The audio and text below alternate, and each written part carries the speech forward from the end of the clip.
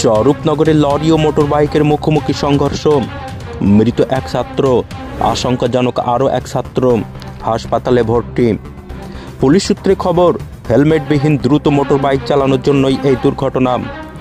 উত্তর 24 পরগনা জেলার বসিরহাট মহকুমার স্বরূপনগর ব্লকের গোবিন্দপুর গ্রাম পঞ্চায়েতের গোবিন্দপুরের কুণ্ডু মোড়ের ঘটনা।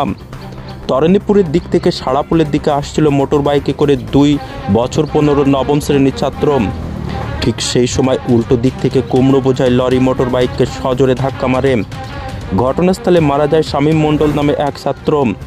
আশঙ্কাজনক অবস্থায় বছর 15 হুমায়ুন মণ্ডল সাড়াপুল গ্রামীণ হাসপাতালে গেলে কলকাতায় স্থানান্তরিত করা হয়েছে।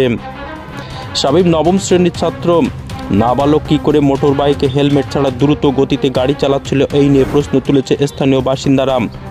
সেফ ড্রাইভ সেফ লাইফ এত কর্মসূচি সরকারের পক্ষ থেকে হচ্ছে, তারপরেও সচেতনতার বার্তা তাদের কানে পৌঁছাচ্ছে না। আরও একবার এই ঘটনার সাক্ষী রইল ছাত্রের মৃত্যুর ঘটনায়।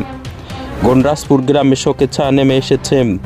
প্রশ্ন উঠেছে, কী করে পরিবারের লোকজন তাদের হাতে মোটর বাইক তুলে দিল, যার জন্য একটা তরতাজা প্রাণ চলে গেল।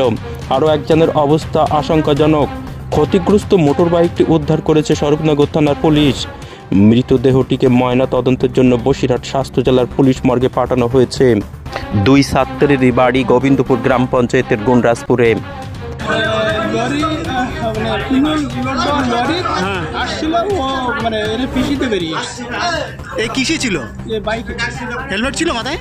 না, হ্যাঁ ওইটা বলতে পারবো না। হেলমেট ছিল আপনার নাম? আমার নাম নাসির। কোথায় ঘটেছে এটা? মুখার্জির মোড়, কি বলে মুখার্জির মোড়ের আগে কুন্ড। আপনার নাম? আমার নাম নাসির।